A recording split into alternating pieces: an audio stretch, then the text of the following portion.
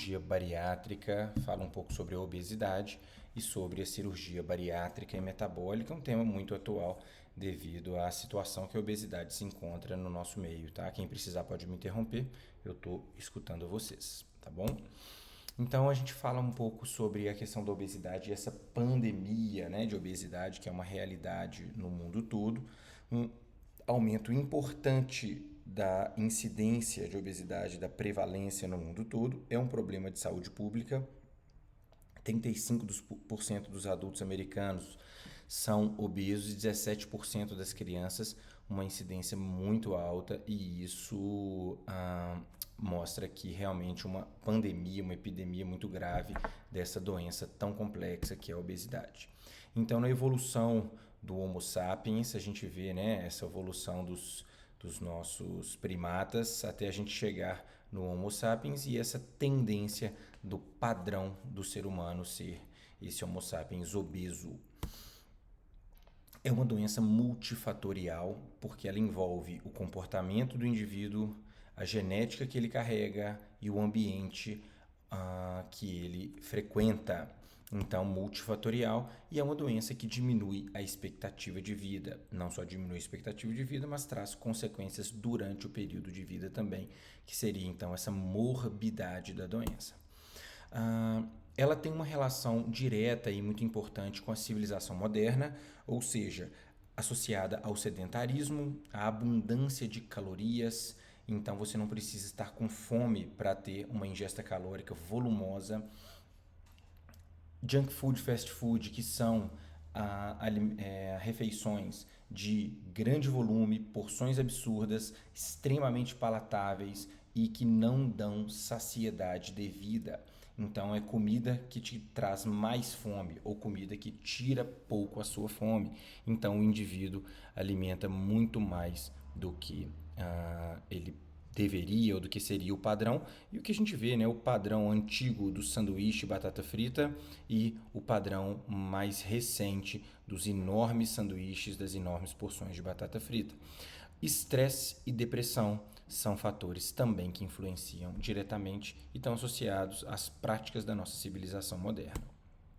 A facilidade de deslocamento, ou seja, a redução da necessidade de se exercitar, de ativar a musculatura, a falta de tempo, a educação alimentar, que é uma coisa muito escassa. A gente vê que a alimentação ela é feita muito mais para agradar, para facilitar que você coma alguma coisa do que para ter um objetivo de saúde, um objetivo nutricional. E a tecnologia, tanto no aspecto de tecnologia da indústria alimentícia, quanto as tecnologias outras que estão no nosso dia a dia, aumentando esse sedentarismo, aumentando essa nossa distração, tirando o nosso foco da comida durante a refeição e dentre outras coisas, ok? A gente vê que antigamente era uma pipoquinha no cinema, uma coquinha, e hoje é uma coca enorme e uma porção enorme de pipoca, e se você comprar essa, passou ali metade do filme, você já quer comprar outra. A questão comportamental ela é muito importante, né? Porque a gente sabe que a gente está sempre, né? O indivíduo, o ser humano, a pessoa está sempre doente, não tem tempo, as preocupações com saúde, estresse, não dormir, isso é um elemento muito importante quando se fala de obesidade, a privação de sono, medo, preocupações, ansiedades, as questões financeiras, as madrugadas, o manejo do tempo, ansiedade, trabalho, dívidas, estresse, pagamentos, etc. e tal. Então, são muitos fatores na cabeça da pessoa e o comportamento não só alimentar influencia muito. E nessa frase desse psiquiatra, como vamos viver mais? Vamos viver mais com a depressão também. Ou seja, transtornos emocionais e psiquiátricos estão diretamente influenciados pela obesidade e também eles influenciam a obesidade diretamente, ok?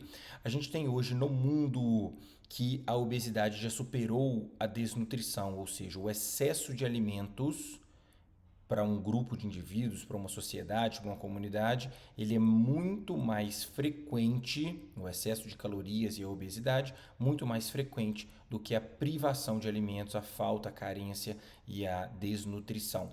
Quando a gente fala de desnutrição, a gente está falando dessas situações trágicas, como dessa foto aqui, que são essas crianças que estão extremamente malnutridas e emagrecidas e sem saúde.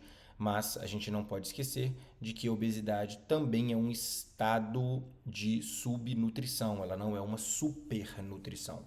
É uma alimentação errada, é um metabolismo errado, não é um estado de super saúde com obesidade, supernutrição com obesidade. É um estado também de desnutrição, inflamação, uma doença crônica, diferente dessa, mas hoje tem mais obesidade do que desnutrição no mundo. E a obesidade é um estado de, além, né, da doença que ela carrega, do excesso de peso e tudo mais, um estado que acarreta inflamação sistêmica crônica, está associada com o aumento de câncer, diabetes mellitus tipo 2, alterações de pele, doenças pulmonares, resistência insulínica, síndrome metabólica, doenças cardiovasculares, esteatose hepática não alcoólica, dislipidemias, transtorno de humor, alterações músculo-esqueléticas, distúrbios do sono e desordens do sistema reprodutivo. E isso num fluxo de retroalimentação. A obesidade aumenta algumas coisas dessas pioram a obesidade. Então, um fluxo de uma via de mão dupla, uma doença complexa, crônica e grave. A gente vê que a incidência de diabetes relacionada à idade e relacionada ao IMC, a gente tem o seguinte, que com o aumento do IMC, ou seja, com o ganho de peso, a partir de 30, obesidade, a incidência de diabetes tipo 2 é muito mais alta numa progressão realmente que não é linear, né?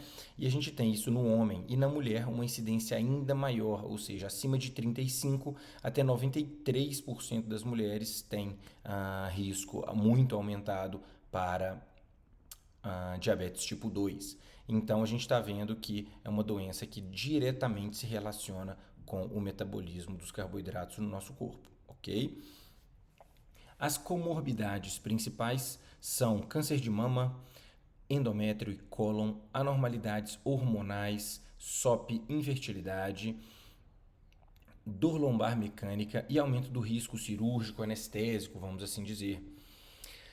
A gente tem as coronariopatias, as osteoartroses ou as osteoartrites, que são, né, no joelho, a hiperuricemia, como exemplificado aqui, a hiperuricemia, que é a gota, diabetes e resistência insulínica, colecistopatias, né, o obeso é um paciente que tem mais pedra na vesícula, hipertensão arterial sistêmica, dislipidemias e apneia obstrutiva do sono, que é uma doença extremamente grave, crônica e que, além de alterar o bem-estar do indivíduo, altera também a saúde dele como um todo. A gente tem como classificar a obesidade a partir do IMC, é uma das formas de classificar a obesidade e a principal utilizada porque ela é uma conta quadrada, né? O IMC a gente sabe que é o peso dividido pela altura ao quadrado, então a gente tem que essa conta ela classifica os indivíduos em baixo peso, peso normal, que é, eu vou arredondar os valores, tá? Para ficar fácil para a gente conversar. O peso normal, que é de 18 a 25, o paciente, a partir de 25, entre 25 e 30, ele está no estado de sobrepeso, portanto, sobrepeso não é obesidade, e obesidade não é sobrepeso. Muitas vezes chegam pacientes muito obesos e falam, doutor, porque eu sofro com esse sobrepeso, o que ele quer dizer é que ele sofre com excesso de peso, mas sobrepeso é uma faixa de IMC de uma classificação, ok? Que é de 25 a 30, de 25 a 29. A partir de 30, a gente entra na obesidade, sendo de 30 a 35, obesidade grau 1, de 35 a 40, obesidade grau 2 e acima de 40, obesidade grau 3. Desse jeito, a gente tem acima de 30 grau 1, 35 grau 2, 40 grau 3. E assim a gente tem. Nós não temos obesidade grau 4, entretanto, acima de 50, essa obesidade pode ser chamada de superobesidade e acima de 60 pode ser chamado de super obesidade. Tá? Só abrir aqui para ver se tem alguma queixa de vocês aqui no grupo. Ótimo, qualquer coisa podem me interromper. Então, a partir de 30, obesidade grau 1, 35 grau 2, 40 grau 3, a partir de 50, superobesidade, a partir de 60, superobesidade. A obesidade, ela é uma doença de tratamento multidisciplinar e uma doença complexa, crônica e de difícil manejo que não tem uma medida perfeita e única que resolve esse problema. Então, existe a modalidade, vamos assim dizer, né, da primeira linha de tratamento, que é o tratamento clínico. E o tratamento clínico da obesidade, ele envolve os principais pilares de dieta, mudança de hábitos, atividade física e medicação. Ou seja, a gente tem que o paciente reduz as calorias, melhora alguns hábitos de vida como um todo, a atividade física, que embora nós sabemos que o paciente obeso, além de ter uma dificuldade física de realizar essa obesidade, isso é um problema real, né? Ele também não consegue exercitar igual um atleta. Pensa um jogador de futebol profissional, o tanto que ele exercita durante o dia, fisioterapia, os treinos, etc e tal, musculação, e pensa um paciente obeso que tem lá 140 quilos, mede 1,70 m, super obeso. Esse paciente, ele passa a ter uma dificuldade muito grande para gastar muitas calorias. Mesmo assim, a atividade física, ela exerce um fator muito importante do ponto de vista metabólico, ou seja, ao fazer ginástica melhora muito o metabolismo dos carboidratos, o metabolismo da glicose no nosso corpo, ativa a nossa musculatura para um perfil metabólico de armazenamento de energia muito melhor. Portanto, a atividade física, mesmo quando ela não consegue ser uma fonte aí de gasto calórico, ela tem benefícios secundários muito acentuados, ok? E a medicação, que tem várias linhas de tratamento, e a gente vai passar um pouquinho por elas daqui a pouco. A falha, voltando aqui, nesse gráfico, a gente tem esse gráfico de pizza aqui, que é de 95% e 5%, isso não é à toa. Tem um artigo, se eu não me engano, é do New England, que ele fala sobre o tratamento da obesidade, falando do tratamento clínico e do tratamento cirúrgico, que a gente vai chegar lá, que é a bariátrica.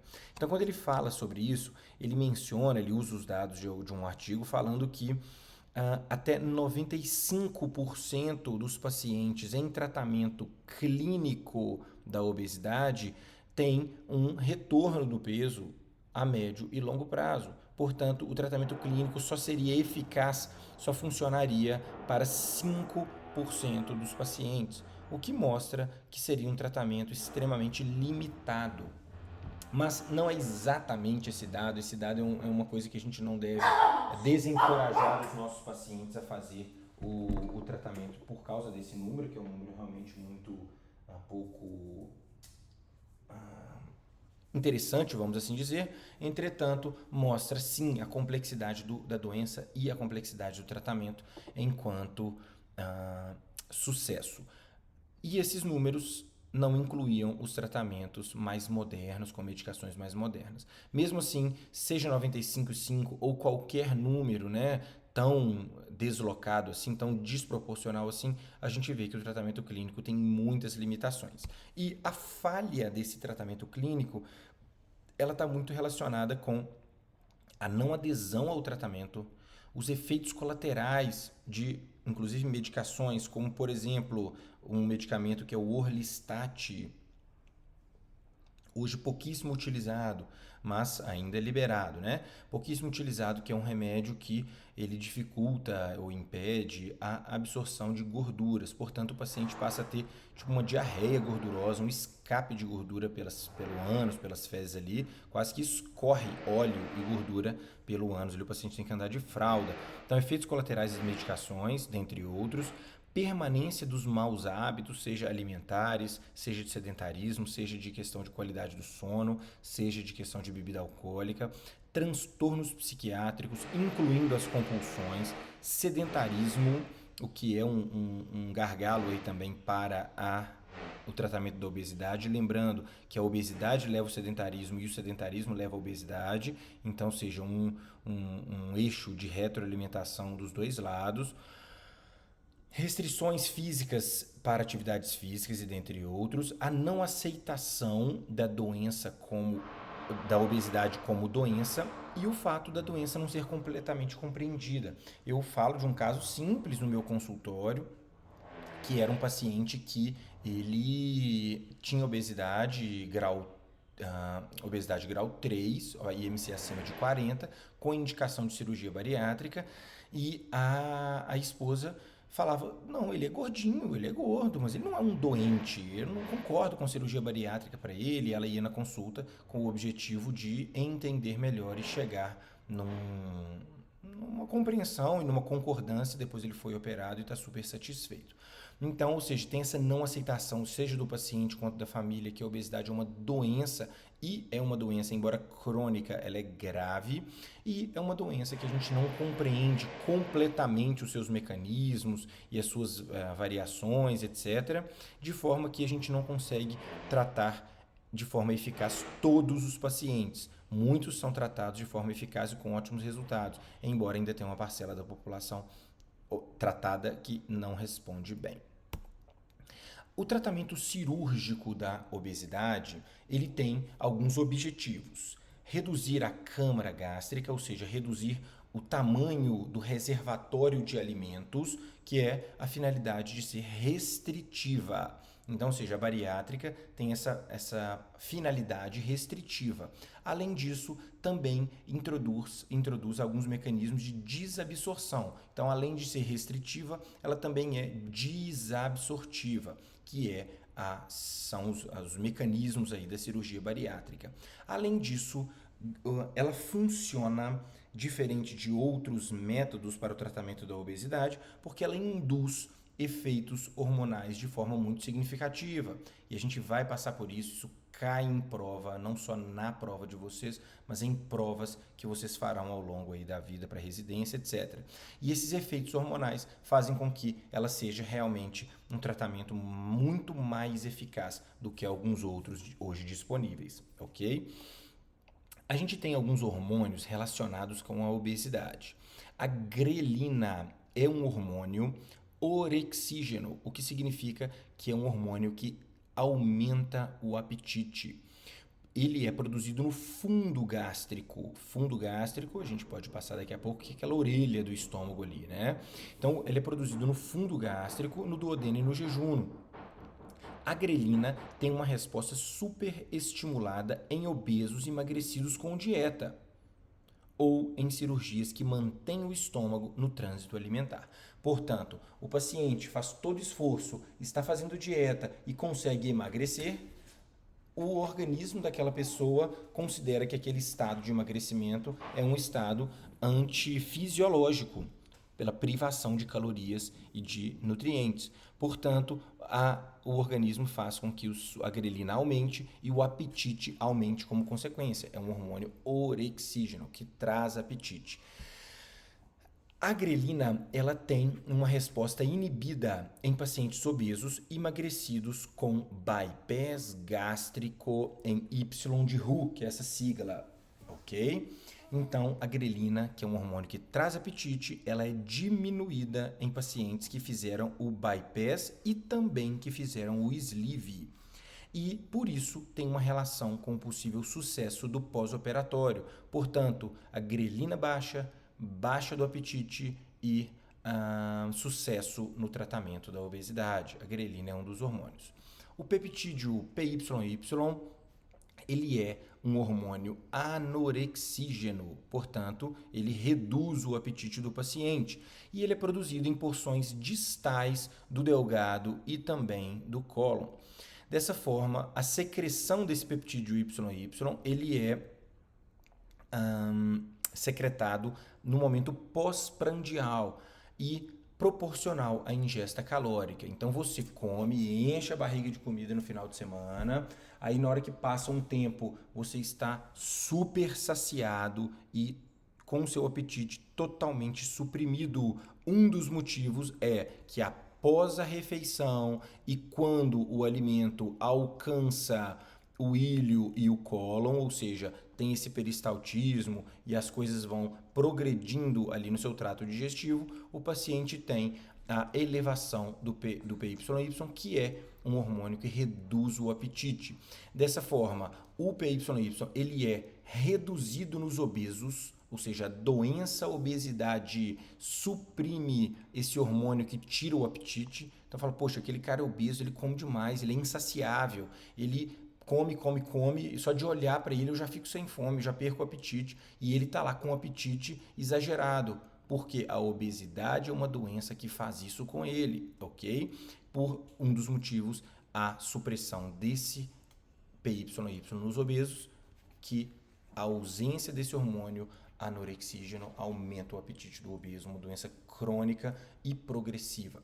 E o PYY ele é aumentado nos pacientes operados, nos pacientes do bypass. Portanto, quando o alimento chega no intestino delgado mais precocemente do que ficar parado no estômago, o paciente tem uma secreção maior do PYY e dessa forma ele tem menos apetite, ok? Um dos mecanismos hormonais da bariátrica.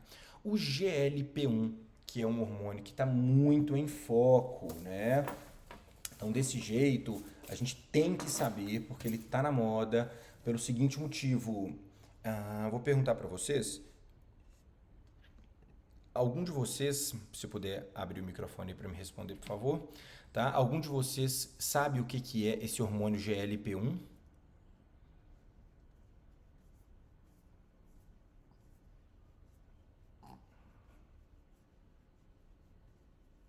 Ok, ninguém está vendo, tudo bem. Então, se ninguém vai me responder, eu vou dar sequência aqui na aula. Alguém vai falar? Alguém sabe o que é o hormônio GLP-1? E o que mais que você sabe sobre ele? Se tem algo... Por que esse hormônio está tão em alta? Por que ele é tão famoso hoje? Ou ninguém sabe?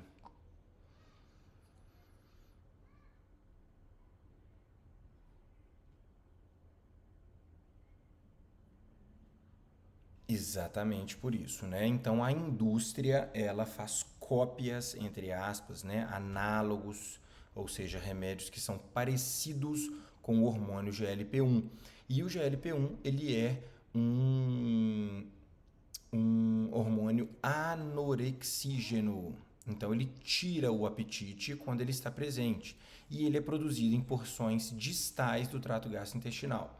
Ele induz a saciedade, portanto, o paciente que está sem apetite, o paciente que está sem fome, que está, entre aspas, de barriga cheia, ele está com, em geral, o GLP-1 elevado e dessa forma, reduzindo o apetite, ele consegue cumprir a dieta. Por isso que esse medicamento que era utilizado exclusivamente para o diabetes, tem como efeito colateral a saciedade e esse efeito anorexígeno, ele passou a ser utilizado para o tratamento da obesidade, principalmente por isso, porque esse efeito colateral da redução do apetite é muito positivo e benéfico para o paciente que precisa de emagrecer, por isso ele passa a conseguir cumprir uma dieta. Quando ele consegue cumprir uma dieta, ele consegue perder peso e dar sequência. Então, ele aumenta a massa de células beta, por isso aumenta a biossíntese e secreção de insulina, e ele é o GLP-1 endógeno, não é o GLP-1 remédio, ok? Aumentado nos pacientes operados de bypass. Portanto, o paciente que faz a cirurgia do bypass é como se ele estivesse em uso de Saxenda ou Ozempic ou qualquer outro medicamento dessa classe que tem esse efeito anorexígeno, esse efeito de redução do apetite. Então, esse aumento endógeno do GLP-1 do paciente é um dos mecanismos que faz com que ele consiga ter sucesso e reduza o seu peso, ok? A indicação da cirurgia bariátrica, para quem que a bariátrica serve? Isso eu falo para vocês porque a gente chega lá no consultório paciente sem indicação, ok? Então, a gente tem que entender que a cirurgia bariátrica ela é a segunda linha do tratamento, né? A primeira linha é o tratamento clínico, como a gente passou. Mas o paciente que falhou ao tratamento clínico, a gente tem a indicação possível do tratamento cirúrgico da obesidade, que é a cirurgia bariátrica. Várias vezes chega um paciente no consultório, a primeira coisa que a gente tem que saber, a cirurgia bariátrica serve para você? Ok, se ela serve para você, nós vamos continuar a conversa. Se ela não serve para você, não precisa entrar nos detalhes da bariátrica e dar sequência na demanda do paciente e na solução que você vai propor para ele. Então, como assim, né? Para quem que serve? Ela está indicada para os pacientes com IMC, índice de massa corporal, acima de 40, ou seja, obesidade grau 3, né? Então, a IMC acima de 40, independente de comorbidades, com ou sem. Então, pode chegar aquele paciente com IMC de 41, sem nenhuma alteração no exame de sangue, sem nenhuma doença, comorbidade, sem nenhuma dor no joelho, coluna, sem esteatose, sem mulher, sem ovário policístico, sem nada. Somente, entre aspas, a obesidade, ou seja, um obeso saudável, que não é um termo correto, mas só para a gente entender que é um obeso sem outras doenças, sem comorbidades, e por isso ela já serve para esse paciente. Ah, mas se ele também tem comorbidades, não tem problema. Ou seja, IMC acima de 40 com ou sem comorbidades, que é obesidade grau 3 com ou sem comorbidades. O IMC entre 35 e 40, grau 2, obesidade grau 2, com comorbidades associadas. Quais comorbidades? Apneia do sono, esteatose, diabetes, pressão alta, problemas articulares, incontinência urinária de esforço para as mulheres, ovário policístico, inclusive doença do refluxo, dentre outras, ok? E o IMC de 30 a 35, que seria obesidade grau 1, desde que tenham comorbidades graves por especialista na área da doença. Então, essa é a regra da bariátrica. Ela não serve para aquela pessoa que tem o IMC de 29, 30, 31, 32, ou seja, de sobrepeso ou obesidade grau 1, sem comorbidades que sejam classificadas como graves. A obesidade não serve para aquele paciente, entre aspas, caber um vestido de casamento ou emagrecer um pouquinho. A bariátrica não é o método para esse paciente. Ele serve para o paciente de obesidade grau 2 com comorbidades, obesidade grau 3 com ou sem comorbidades e obesidade grau 1, conduta de exceção.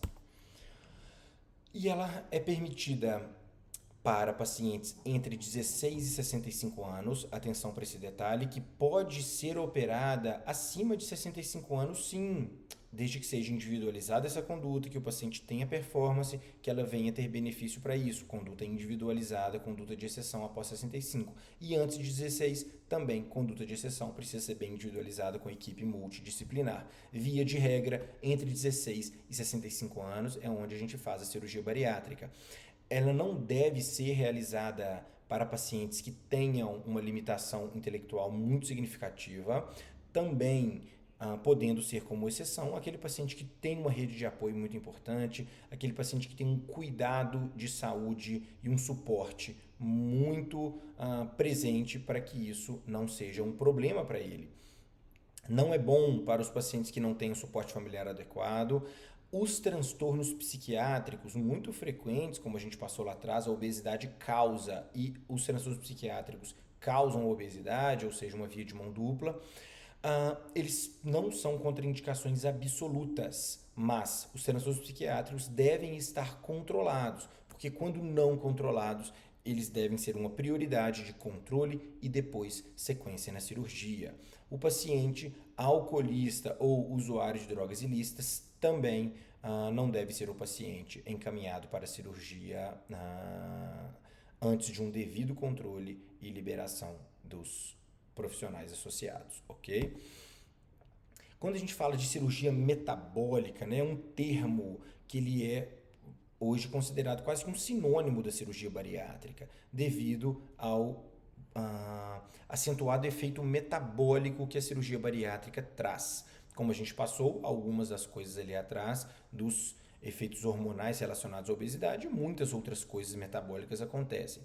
Mas ela é chamada de cirurgia metabólica tradicionalmente quando o paciente tem IMC entre 30 e 35 e é um paciente com diabetes mellitus tipo 2 com pelo menos 10 anos de evolução. E esse diabetes tem refratariedade as mudanças de estilo de vida e medicações, paciente com idade entre 30 e 70 anos, sem outras contraindicações e um laudo de indicação e liberação por 2 médicos endocrinologistas, liberando e indicando a cirurgia metabólica para aquele caso em específico.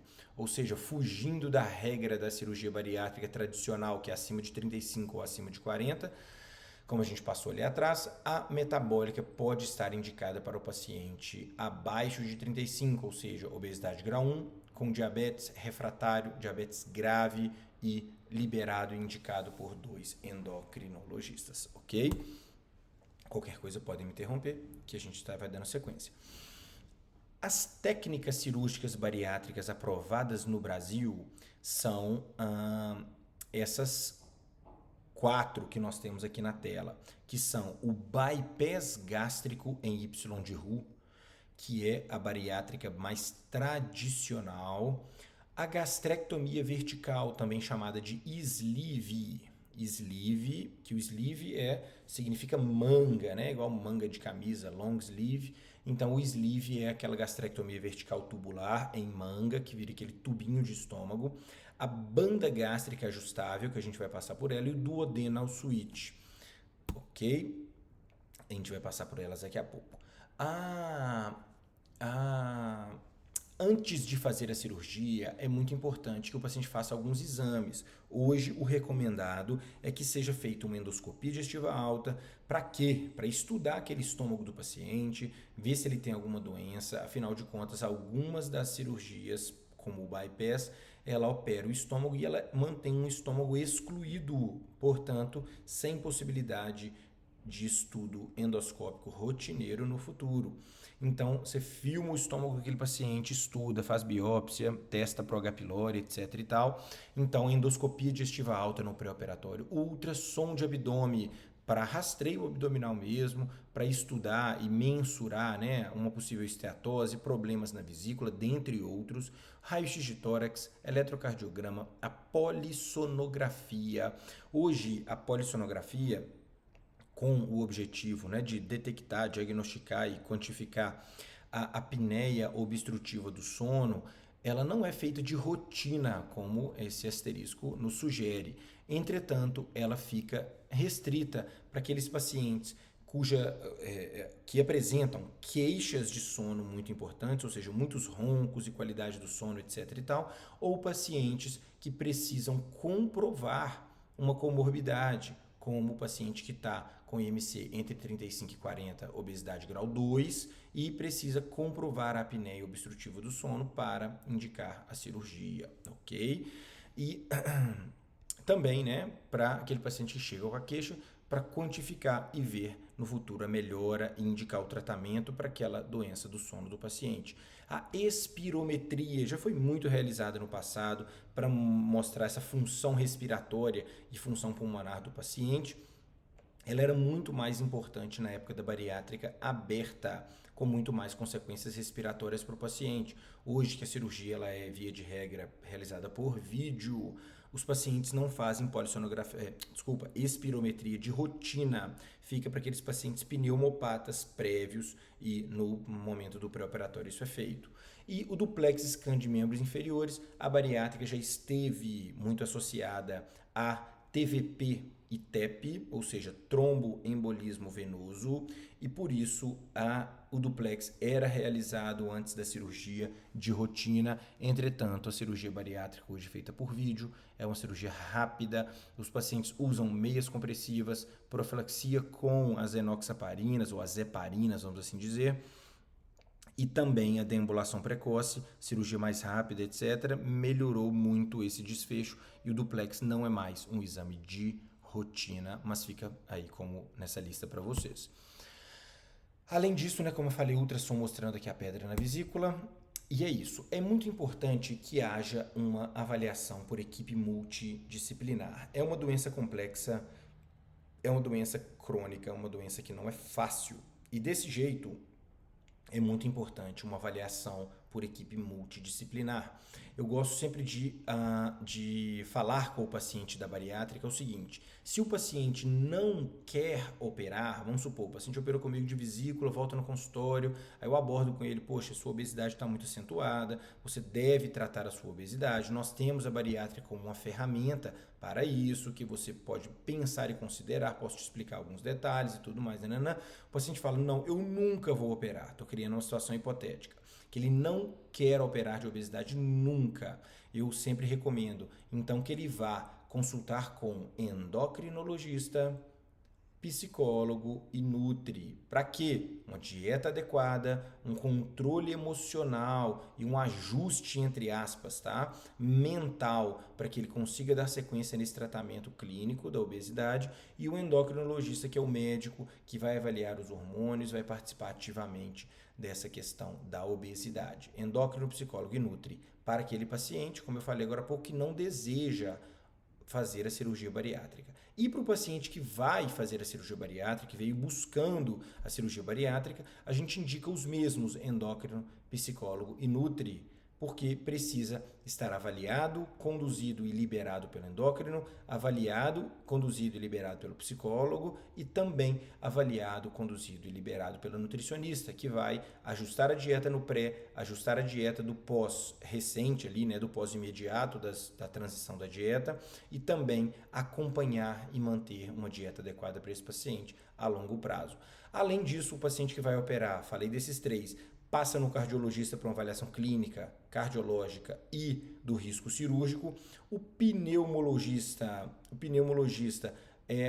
o paciente encaminha o paciente que é sabidamente pneumopata. Atualmente, o paciente que não tem pneumopatias, ele não passa no pneumologista via de regra, já que a cirurgia por vídeo tem muito menos consequências respiratórias. O ortopedista também não é encaminhamento de rotina. A gente manda quando o paciente tem alguma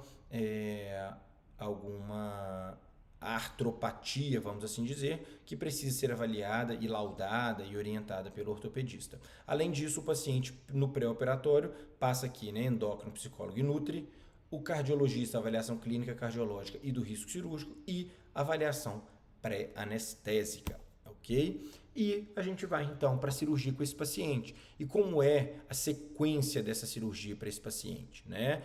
Então a gente tem as órteses, próteses e materiais especiais, são os OPMS. Então, o que tem de OPME? OPME são os materiais descartáveis, aqueles não permanentes, aqueles de consumo, né? Que são os trocartes descartáveis, aquelas cânulas e trocartes, o endogrampeador, as cargas do grampeador, né? E a tesoura coaguladora, que é aquela pinça de energia. A cirurgia ela é feita pela via minimamente invasiva, via laparoscópica e atualmente, né, vídeo ou robótica, com menor agressão para o paciente, com uma recuperação mais rápida, uma alta precoce, em geral em 24 horas, e um retorno precoce às atividades. Então o paciente opera, vai para casa, pouca dor, recuperação rápida e retorna precocemente às suas atividades, às suas capacidades. Entretanto, é uma cirurgia de alta complexidade, mesmo hoje ela estando rápida, com mínimas, raríssimas complicações. Ela demanda uma equipe treinada, 3 cirurgiões em campo, anestesista experiente para o manejo de via aérea e anestésico do paciente obeso, ok? A gente tem sobre aquelas técnicas que a gente passou lá atrás, liberadas hoje no Brasil. A banda gástrica ajustável. Tá aqui na tela. Alguém conhece essa técnica da banda gástrica ajustável? Não tinha tanta gente aqui, agora só tem poucas, hein? Alguém conhece a banda gástrica? Pois é, a banda gástrica é uma técnica praticamente que caiu em desuso, ok? E essa técnica que caiu em desuso, ela tem essa banda, essa, entre aspas, esse anel, que não é um anel, tá? A bariátrica com anel é outra técnica. que não é essa que a gente vai conversar daqui a pouco. A banda gástrica é esse gargalo que era instalada por vídeo aqui logo abaixo da junção esôfago-gástrica do paciente e ela é ajustável através dessa pecinha aqui do subcutâneo. Você insufla, ela estrangula mais, você relaxa, ela abre um pouquinho mais, de forma a ser um freio para a alimentação do paciente. Esse método que não diminui o tamanho do estômago, mas tenta criar um efeito restritivo.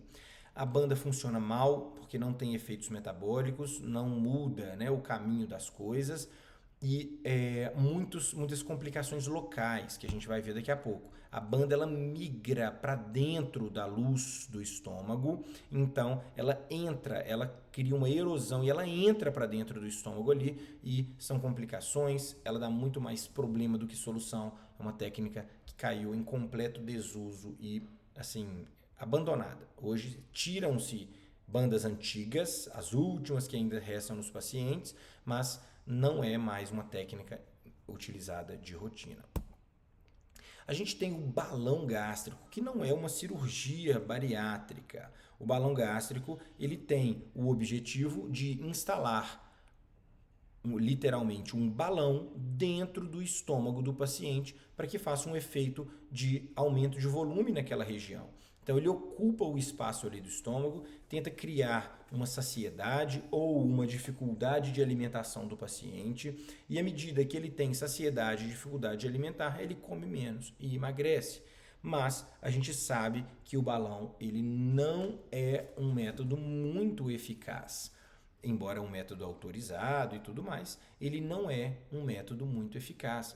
Tanto que não é à toa que ele não é autorizado pelos planos de saúde, não é coberto pelos planos de saúde. Então os convênios não pagam o balão porque sabem que ele tem um custo desproporcional à qualidade de resultados que ele entrega a longo prazo. Então, tirou o balão depois de 6 meses, o paciente continua com aquele perfil metabólico, aquele perfil de apetite, aquele mecanismo hormonal todo e o que a gente gosta de chamar de eu mereço, né? Tirou o balão, ele fala, não, deixa eu comer em paz, eu mereço, deixa eu comer em paz, eu mereço. Passei 6 meses com o balão, deixa eu comer em paz, eu mereço. E ele engorda tudo de novo em sua maioria. O resultado do balão a longo prazo é muito pobre, muito limitado, ok? E ele é particular hoje deve custar ao redor de R$ 10.000 a instalação de um balão gástrico e isso é um custo alto com efeitos a longo prazo limitados. É muito utilizado pelos pacientes que não têm indicação de cirurgia bariátrica, ou seja, abaixo de 35 de IMC, obesidade grau 1 e sobrepeso, os pacientes procuram esse método que pode sim conseguir ajudar no emagrecimento, embora com efeitos limitados a longo prazo, 5, 10, 15 anos, a manutenção da perda de peso é muito limitada. A gastrectomia vertical, que é a técnica de sleeve. O sleeve é a bariátrica mais realizada hoje. Então, essa cirurgia bariátrica do sleeve, ela é a mais realizada hoje no mundo e também no Brasil. Até pouquíssimo tempo o bypass era mais realizado, mas o sleeve hoje superou e é a técnica mais realizada. O que é feita no sleeve? A gente tem esse estômagão todo aqui e esse estômagão, antes de ser operado, ele é grampeado e cortado nesse eixo vertical, deixando então um tubinho gástrico remanescente. Então passa a ser, ao invés de ser esse estômago bolsa grande, essa parte ela é removida e sobra então esse tubinho gástrico estreito e à medida que a gente retira, igual eu falei lá atrás, o fundo gástrico, a gente tem alguns benefícios. Dentre eles, por exemplo, aqui ó, a grelina, que ela é orexígena e ela é produzida no fundo do estômago, por exemplo.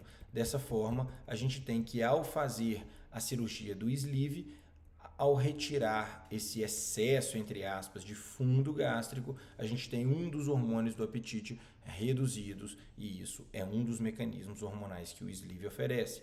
Então, a gastrectomia vertical sleeve é uma técnica visualmente simples, uma técnica que não interfere no intestino delgado, não tem mecanismo desabsortivo, ela é só, entre aspas, restritiva, embora não sendo desabsortiva, ela tem sim os seus efeitos e consequências metabólicas, beleza?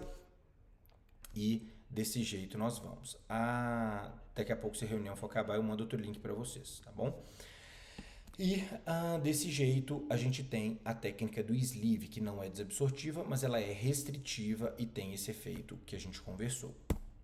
O bypass gástrico em Y de Roux. O bypass gástrico, ele é a cirurgia que antigamente colocava-se neste local do mesmo bypass um anel de restrição, um anel de contenção, que era um gargalo da alimentação do paciente, um freio para que a comida chegasse aqui e tivesse dificuldade de passar para cá rapidamente, e por isso ele era colocado. Dava problemas, ainda dá. Hoje à tarde eu vou retirar um anel de uma paciente que internou na urgência, que eu não a conhecia, né? Conheci porque ela internou na urgência, com deslocamento, migração e problemas com o anel. Hoje à tarde eu vou tirar o anel dessa paciente. Então, uma coisa que foi abandonada com razão, porque era mais problema do que solução. Então, o bypass gástrico em Y de Roux, aqui nós temos o Y de Roux desse paciente, e como que ela é feita? A gente corta, grampeia, criando um pequeno estômago, ok? Criando um pequeno estômago, um pequeno paute gástrico, e esse pequeno paute gástrico, ele é conectado ao intestino delgado, ao jejuno, ok? Então, quando a gente conecta no jejuno, o jejuno de cá precisa ser reanastomosado aqui para baixo, criando então esse Y de Roux. Quando a gente faz esse Y de Roux, a gente tem que a comida desce pelo esôfago, chega no paute gástrico, no pequeno estômago, vamos assim dizer, e ao invés dela cair aqui no estômagão, no estômago que hoje passa a ser chamado de estômago excluso ou excluído, e ao invés de cair aqui, ele já passa direto para o jejuno. E essa comunicação é uma comunicação de baixa pressão, né? Ou seja, a alimentação desce para cá e ela passa para o delgado. Ela não fica parada. Só cabe isso de comida no estômago? A resposta é sim, porque ele ficou desse tamanhozinho. Mas a resposta também é não, porque o estômago aqui para de ter um efeito de armazenamento de comida. Ele passa a ter um efeito, então, de passagem do alimento para o delgado. E essa chegada do alimento no delgado estimula a secreção de PYY anorexígeno, de GLP-1 anorexígeno, que são alimentos, hormônios que ajudam no efeito de bom sucesso da bariátrica. E essa parte fica exclusa. Suco gástrico, bile e suco pancreático drenam aqui pelo duodeno, jejuno e encontram aqui o alimento e descem alimentos com as enzimas e sucos, vamos dizer assim, digestivos, encontram e andam metros e metros de delgado aqui para baixo, fazendo a absorção dos nutrientes no delgado dessa forma, ok? Beleza, então esse é o bypass gástrico em Y de Roux. Como eu falei para vocês, deixa eu ver uma coisa aqui, ainda não acabou não, né? Deixa eu ver quanto tempo. 7 minutos.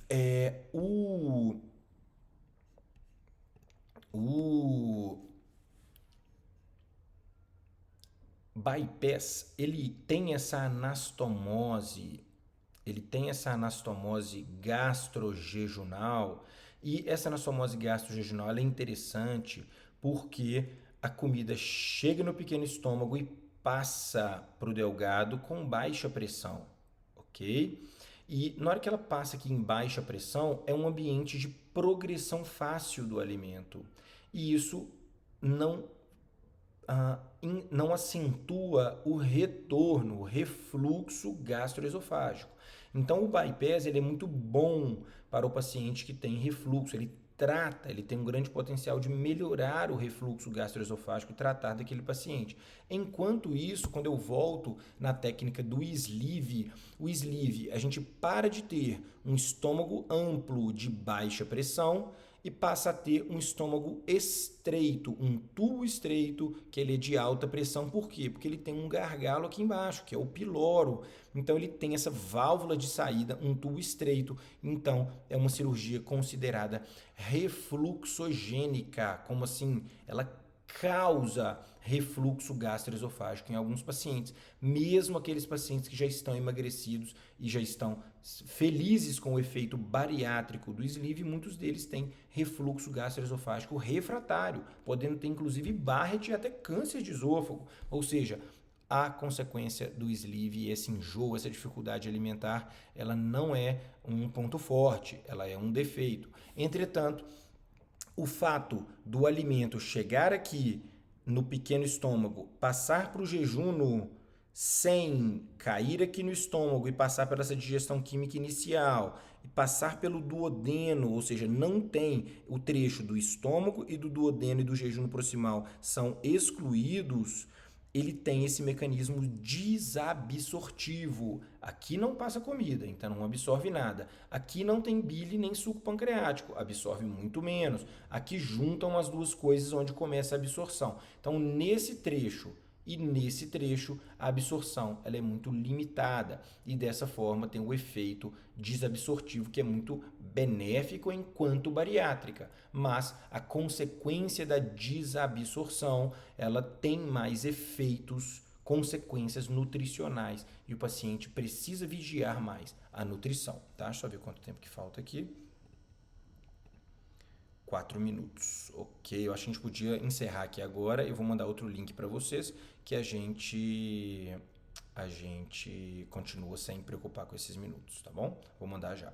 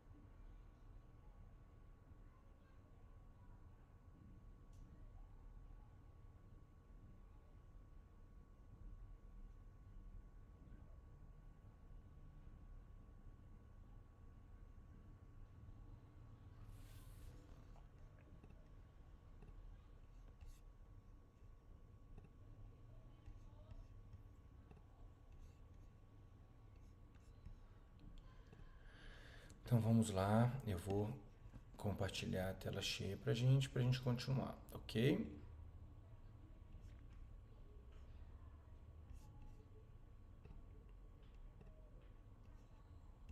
Beleza, então vamos continuar. Então a gente estava falando aqui do bypass gástrico e do sleeve, a desabsorção, o pequeno paute gástrico, a segmento, só um minutinho, o segmento excluso ou excluído, e aqui o paute gástrico, a anastomose gastrojejunal do Y de Roux, que era a cirurgia mais realizada hoje no Brasil, e não é mais, tá? O sleeve superou o bypass. Entretanto, o bypass é a técnica que eu, pessoalmente, e a nossa equipe mais realiza no dia a dia. Uma bariátrica muito boa, muito adequada, com ótimos resultados a longo prazo.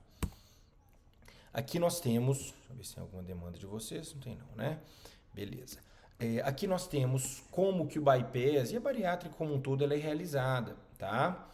E aqui nós temos, pode falar o que você quiser, Raíssa. Prefiro que você me interrompa do que levante a mão, que é mais fácil para eu ver. Não estou te ouvindo.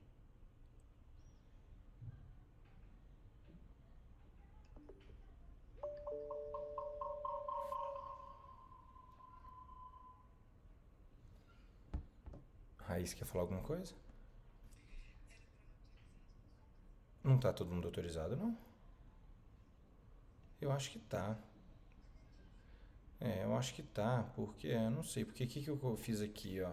Eu coloquei que a reunião ela é aberta. Então não precisa pedir para entrar, todo mundo pode clicar e entrar, entendeu? Então assim está feito. Mas qualquer dificuldade me interrompe, por favor, tá? Eu que agradeço. Então a cirurgia bariátrica, neste caso aqui o bypass, ele é feito por vídeo. Aqui a gente tem a linha mediana do paciente, chegando aqui até na cicatriz umbilical, e nessa região era feita a laparotomia, o corte aberto da bariátrica aberta no obeso. Hoje ela é feita por vídeo, a gente entra com a câmera, mão esquerda e mão direita do cirurgião, e aqui a pinça para afastar o fígado e aqui a pinça do auxiliar. Então, o cirurgião trabalha com essas duas mãos,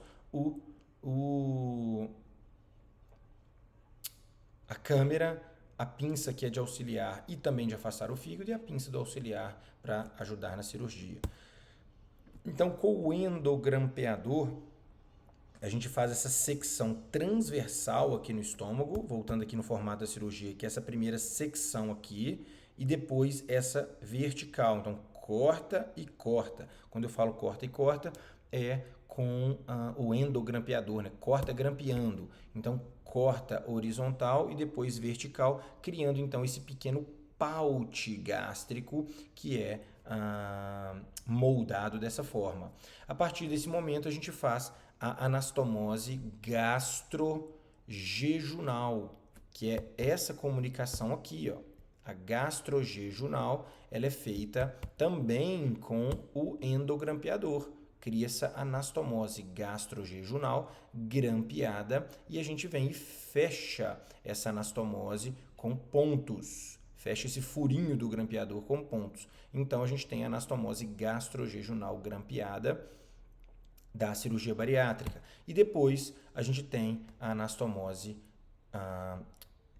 possivelmente ele está mostrando aqui a rafia, né, uma sobreestrutura dessa linha de grampo.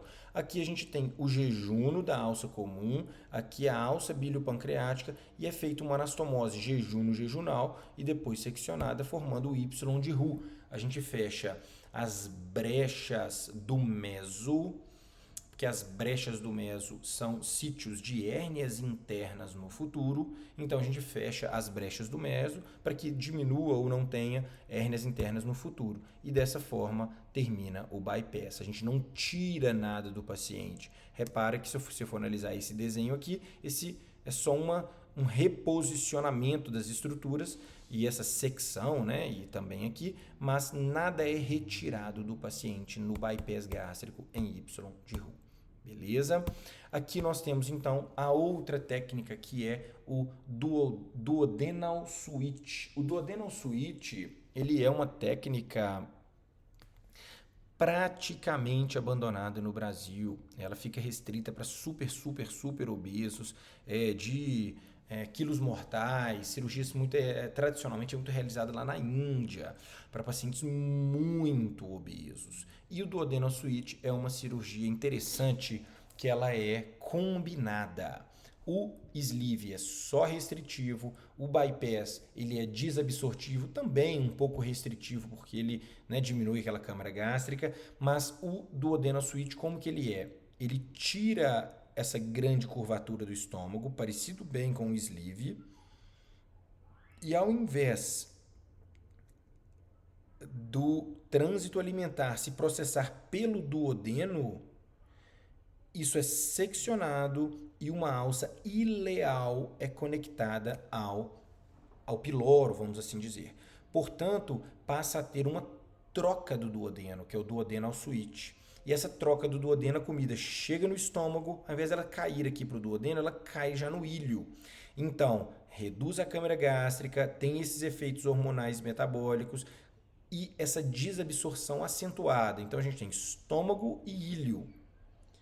É um caminho, e o duodeno e o jejuno até o ilho se encontram comida e enzimas digestivas aqui embaixo, com um remanescente do intestino delgado muito curto. Então, é uma cirurgia muito desabsortiva.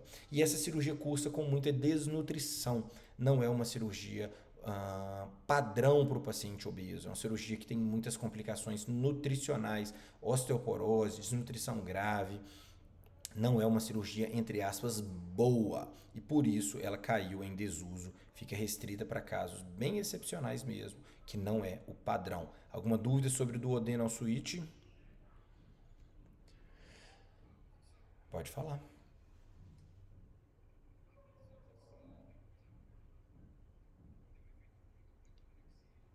Não é a questão da anorexia. A anorexia é a redução do apetite, né? Vamos lembrar disso. Então, você pode falar, pô, eu tô com a hiporexia hoje, que eu tô com um desconforto abdominal e sem fome, tá? A anorexia não é a doença anorexia nervosa, não é isso, ok? Não é um transtorno psiquiátrico da anorexia. É o efeito de redução do apetite. Bota isso claro na sua cabeça para não achar que a gente está misturando conceitos, tá bom?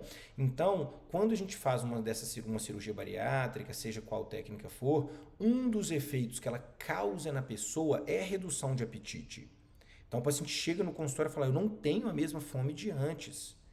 Eu como muito menos, as pessoas ao meu redor, da minha casa, continuam comendo igual. Então elas estão com aquela fome normal e uma alimentação normal, a minha fome reduziu. Eu como porque eu tenho que seguir meu plano alimentar da Nutri, mas minha fome reduziu. Eu estou com um efeito anorexígeno, um efeito de redução do apetite. Beleza. Por que, que ela tem esse efeito nutricional, essa desnutrição acentuada? Pela desabsorção, não é pela perda do apetite. É porque a comida desce e passa pelo estômago. Ao invés, voltar para cá, da comida chegar aqui e passar pelo duodeno, jejum e íleo no processo normal de absorção, o duodenal switch ele oferece um caminho muito anormal, que é chegou no estômago, ao invés de cair no duodeno, ele não cai no duodeno, o duodeno foi cortado e separado e foi trocado, duodenal switch. O duodeno foi trocado por uma alça ileal, um delgado distal. Como coloca então esse íleo conectado à saída aqui do estômago, a comida chega aqui só com suco gástrico e saliva e cai no ilho. Pronto. Então a comida cai no ilho, ela vem para cá, ela não tem amilase, lipase, as enzimas da bile e do líquido pancreático e tudo mais para fazer uma digestão e absorção muito adequadas.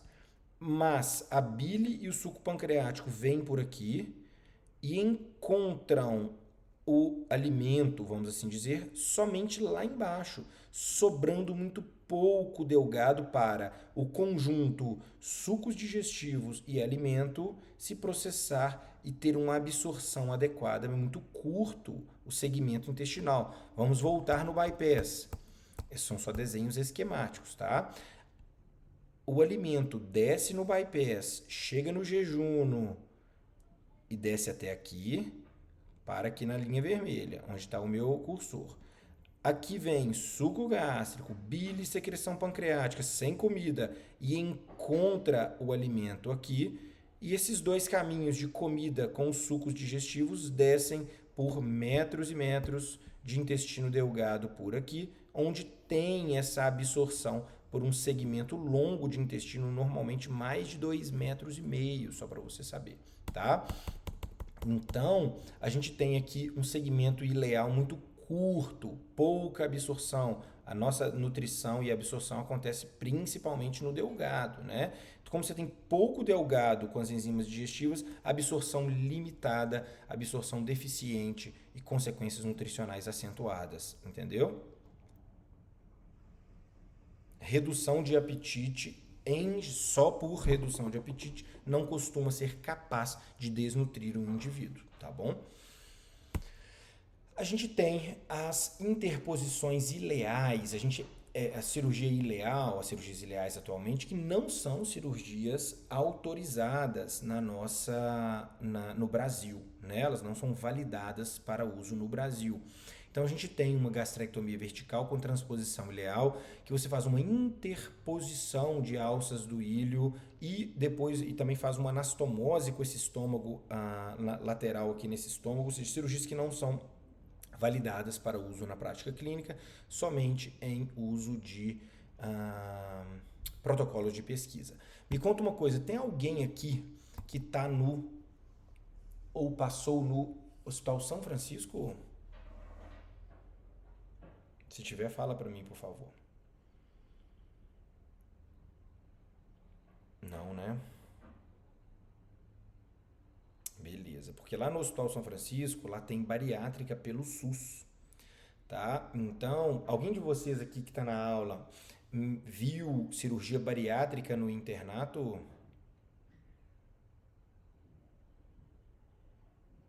Lá no Metropolitano não tem, né? Onde que vocês viram bariátrica, Rafaela e Raíza Duarte? Se quiser abrir o microfone, seria bom para a gente conversar um pouquinho. Madre Teresa foi quem? Foi com o Rodrigo Fabiano?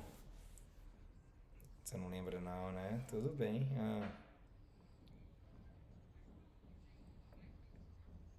E foi boa? 50 minutos, sem correria, né?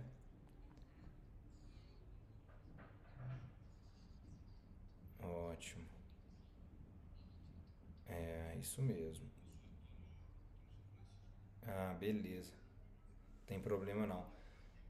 Tá, eu vou te interromper, eu vou te perguntar daqui a pouco, viu, Vinícius? Alguém falou que viu Sleeve? Como é que foi? Meia hora, né?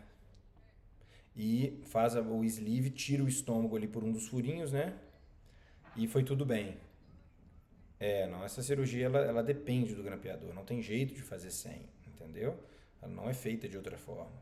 E é muito rápido, né? Assim, é uma cirurgia que ela começa e acaba, ela não tem invenção de moda. É, que bom, ótimo. Mais alguém viu? Foi aonde o sleeve? Raíssa. Entendi. Lá no Vila da Serra, você lembra quem foi? Rodrigo Nancran, Marcos Martins, Marcelo Fará. Lembra não, né? Conheço a turma de lá. É, beleza. E você, Vinícius, lá no São Francisco, o que vocês veem mais lá na bariátrica aberta? Ok, a aula já está finalizando, viu, gente? Faltam poucos slides. O bypass. E o bypass que vocês fazem lá é o bypass em Y de Ru ou é o bypass de uma anastomose só? OAGB. One Anastomosis Gastric Bypass. OAGB. Que é diferente do RYGB, que é Ru NY, Y de Ru, Gastric Bypass. É de uma ou de duas anastomoses, você lembra? Y de Ru, tá? Depois, se você estiver no hospital, pergunta para os seus colegas se algum deles você chegou a ver, ou eles vão lembrar, ou até o preceptor aí, viram o mini bypass, que o mini bypass é o bypass de uma anastomose só, que não é Y de Ru, tá? Que é uma coisa que não é o padrão, não é o autorizado ainda, né? Só em protocolos de pesquisa. Aí é um hospital universitário, um hospital que trabalha com cirurgia bariátrica, então eles podem estar em protocolo de pesquisa, mas não é o padrão. Você não sabe dizer não, né? Tudo bem. Então, vamos nessa. A gente passa. Ah, deixa eu ver se eu consigo abrir aqui para você. OAGB bariátrica, claro. Ah, não, eu vou te mostrar uma coisa aqui.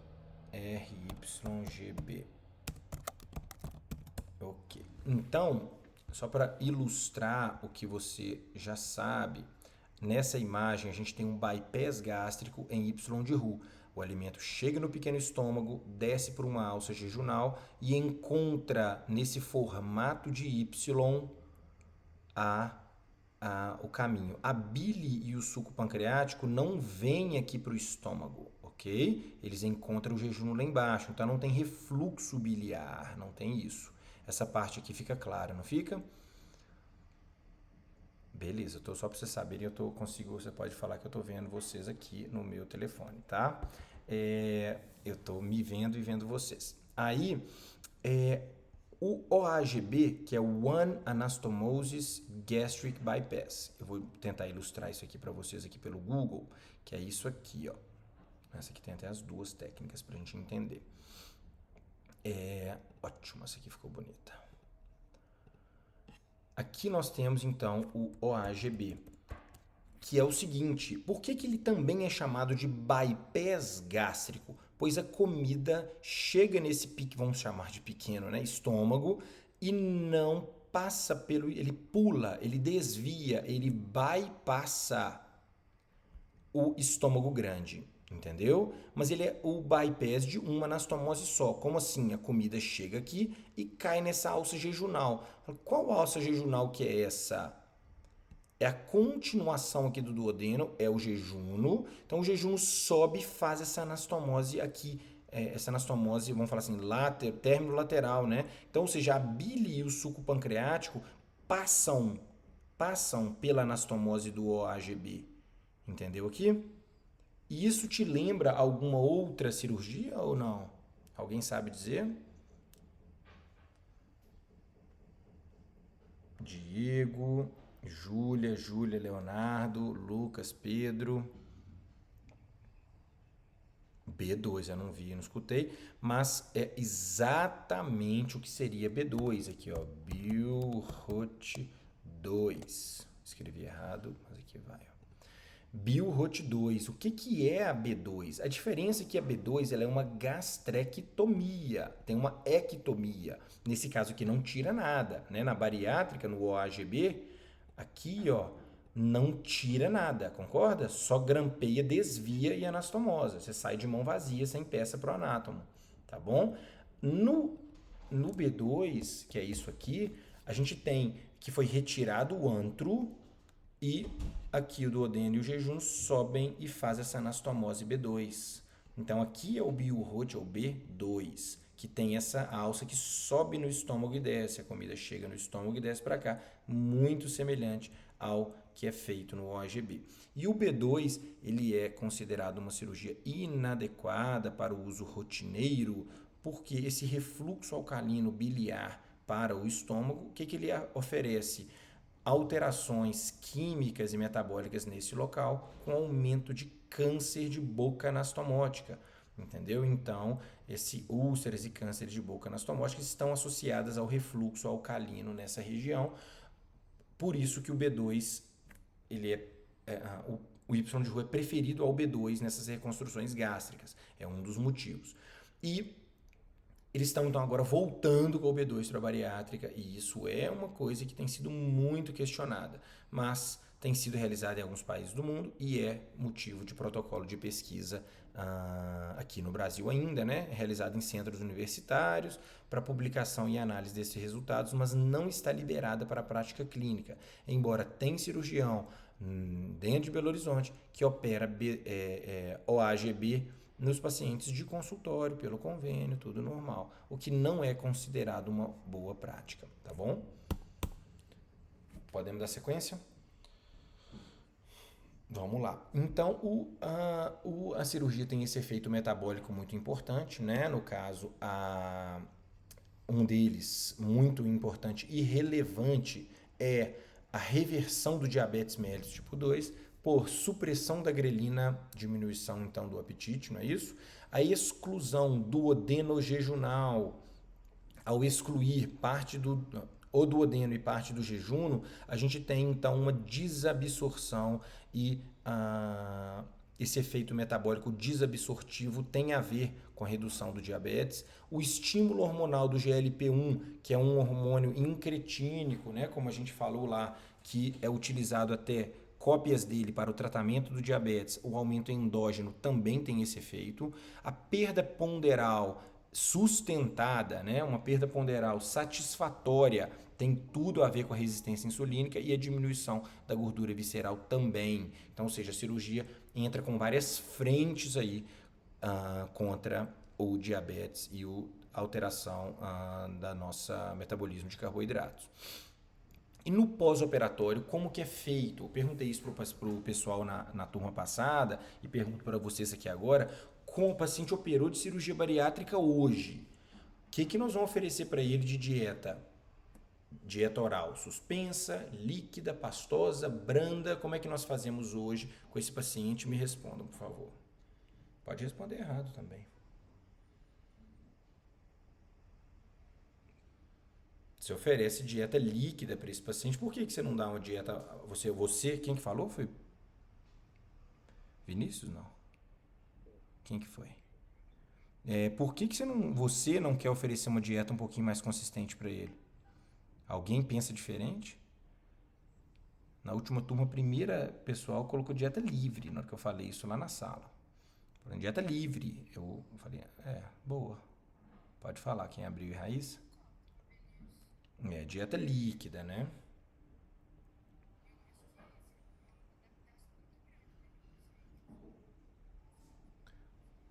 Isso. O estômago acabou de ser operado, né? Então, a cirurgia está ali no estômago. Não pode passar nada. Olha, se não puder passar nada, o paciente tem até que cuspir, porque a gente engole mais de meio litro de saliva por dia.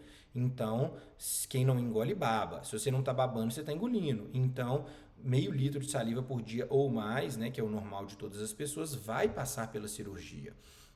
Então, a dieta líquida, ela pode descer bem e ela não vai causar nenhum prejuízo. Entretanto, uma dieta mais pesada, mais grossa e com mais resíduos, sólida, pode ser agressiva ali para aquele estômago operado. Além disso, dessa restrição que a cirurgia impõe, o tratamento bariátrico ele tem a ver com essa supressão de calorias também. Então, o paciente ficar com esse jejum intermitente, né? Ou seja, só com uma dieta líquida durante a primeira semana, 15 dias, e antigamente fazia 15 dias, hoje a gente tende a antecipar, ficar uma semana de dieta líquida. Progride para uma dieta líquida completa com 5 a 7 dias, uma dieta pastosa. Quando a gente tem aí mais ou menos de 10 a 14 dias, a gente vai progredindo a dieta para o paciente, oferecendo também calorias aos poucos e tentando melhorar essa questão metabólica relacionada às calorias aí para ele. Mas você fala, poxa, eu entendi, mas e se fosse uma gastrectomia para câncer? Ou seja, uma gastrectomia em Y de Roux,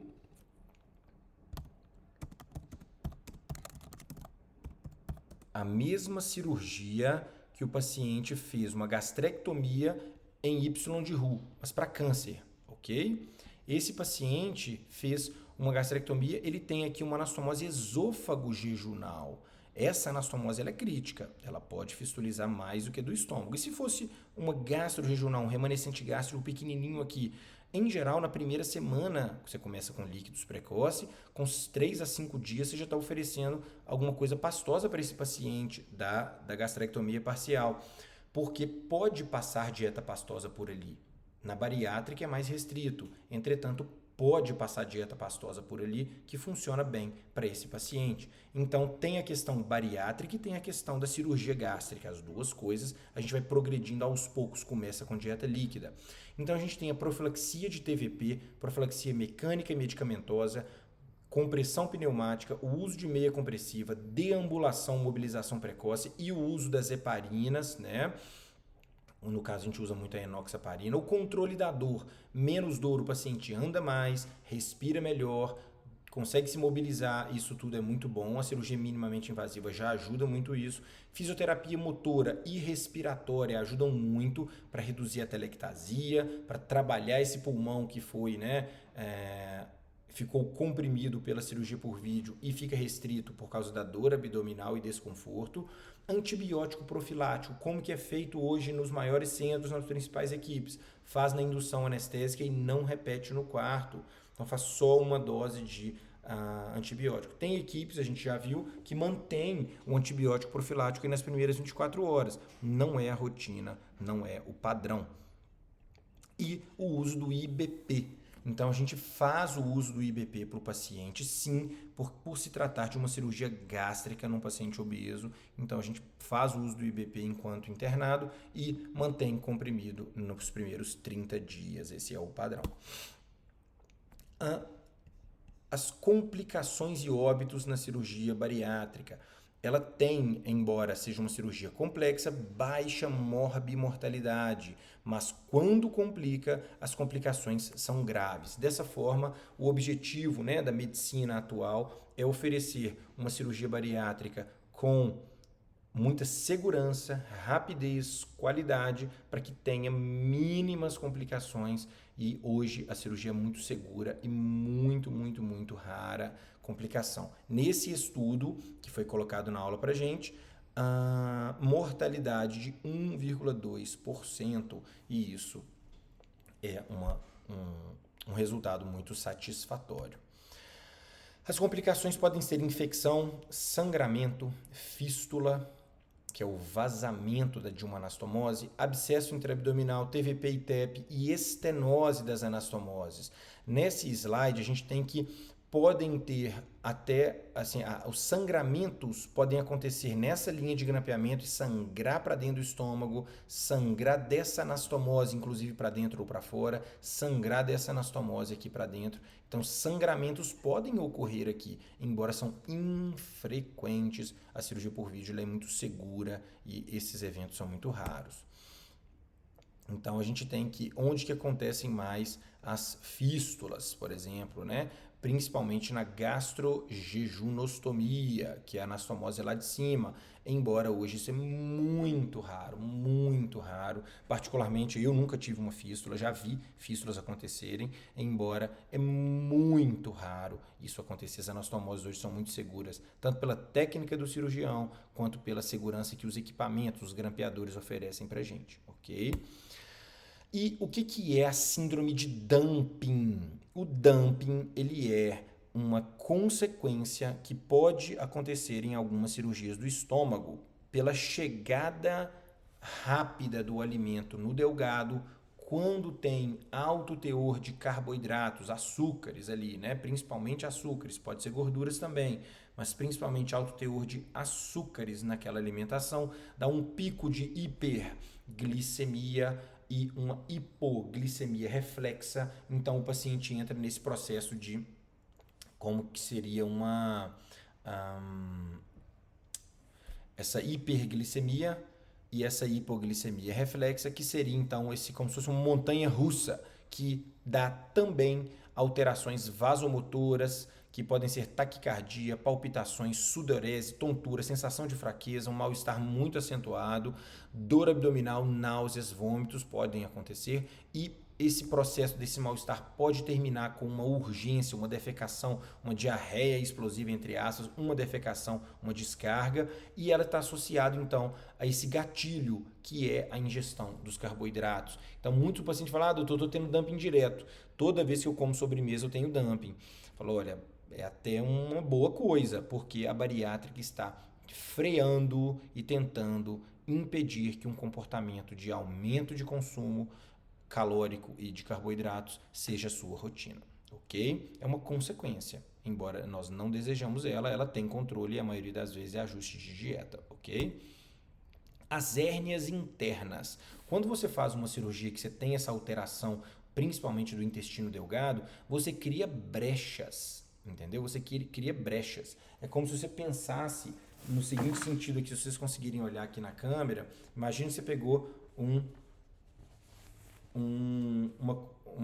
pano aqui, né? E emendou uma ponta aqui na outra. Quando você emenda, você passa a criar um espaço. E esse espaço, essa brecha aqui, a partir do momento que você cria uma conexão, é um espaço onde o intestino pode passar e herniar por ali. Então, essas brechas podem ser sítios de hérnias internas, torções que precisam ser tratadas em caráter de urgência algumas vezes. Hoje, com os fechamentos dos mesos que a gente faz na bariátrica, isso ocorre muito menos, é muito menos frequente, extremamente raro. E o que é, nós estamos já no final, a recidiva da obesidade? Falei, ixi, o paciente operou de bariátrica e engordou tudo de novo. Engordou tudo de novo. Pois é. Como é que é isso? A recidiva, que também é chamado de forma menos adequada de reganho de peso, né? Reganho, uma palavra estranha, por isso que eles recomendam que a gente não use. O reganho de peso, ou no caso, o termo adequado, que é a recidiva de peso, qual que é o conceito? A recidiva ela é a recuperação de 50% do peso perdido a longo prazo, ou recuperação de 20% mais reaparecimento de comorbidades. Vamos pensar então que o paciente pesava 120 quilos e caiu para 80. Perdeu então 40 quilos na bariátrica. O que seria recidiva desse peso? Ganhar 50%. O que é 50%? 20 quilos. Ou então, dos 40 quilos, a gente tem a recuperação de 20% mais reaparecimento de comorbidades. 20% de 40 seriam 8 quilos. Então, ou seja, caiu de 120 para 80, subiu para 88 e esse paciente passa a ter reaparecimento de comorbidade, isso é recidiva da obesidade. E o que seria então uma recidiva controlada? A recidiva controlada, ao invés do paciente ganhar os 50%, 20 quilos, ele recupera entre 20 e 50, ou seja, a partir de 8 a 20 quilos, ou seja, 8, 9, 10, 11, 12 até 19 quilos, o paciente tem a recuperação desse entre 20% e 50% a longo prazo. Então, recidiva é a 50% ou 20% mais comorbidades, e a recidiva controlada é entre 20% e 50%, ou seja, um efeito menos completo da cirurgia bariátrica. Mas quando a gente volta e faz uma análise mais filosófica sobre isso, você para e pensa, poxa, o paciente pesava 120 quilos, emagreceu, caiu para 80, subiu, vamos colocar aí para 100, ok? Ele recidivou, isso é um resultado ruim da bariátrica, mas se ele não tivesse operado, ele estaria pesando não 120, mas possivelmente 125, 130, 140, ele teria progredido no peso, mas ele está lá no 100, então, ou seja, ainda assim houve benefício, entretanto, um benefício menor, porque houve recidiva ou reganho, termo pior, de peso nesse caso. Os suspeitos aí para recidiva são o álcool, que ele oferece maus hábitos, engajamento pior em dieta, ginástica e boas práticas, ok? E ele mesmo é calórico.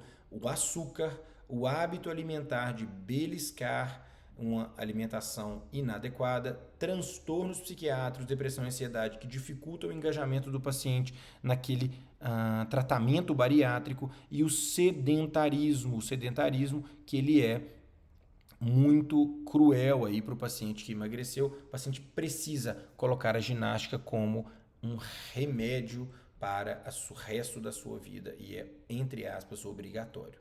Na prática, o que a gente percebe é os pacientes eles querem ser emagrecidos. Então, o paciente que ele é obeso, ele procura cirurgia bariátrica, ele quer que a gente, os médicos, independente do método, consiga uma solução para a obesidade dele. Então, ele não quer emagrecer, ele quer ser emagrecido. Então, o pessoal busca a cirurgia e os medicamentos, mas eles não estão, em sua maioria, querendo se engajar e se empenhar em mudanças no estilo de vida.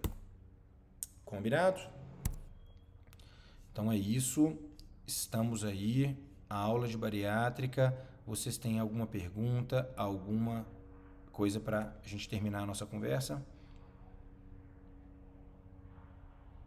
Eu vou mandar o slide para vocês também, tá?